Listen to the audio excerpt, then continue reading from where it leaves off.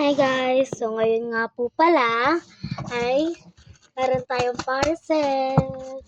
So, dahil manipis siya, hulaan niya nga kung ano to. So, guguntingin natin siya. Ay, wait, before that, mag-alcohol muna tayo.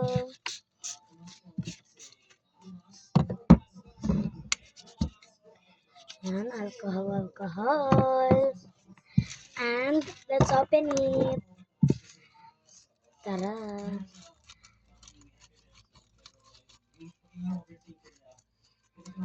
Ayan na. Ito ay pimple patch siya, guys. Isa lang po in order ko. Yan, baka may freebies kasi. Yan. So, wait lang, guys. Ito siya, guys. Ating pimple patch. So, 8 pesos lang siya. Bilhin nyo na. Bye-bye.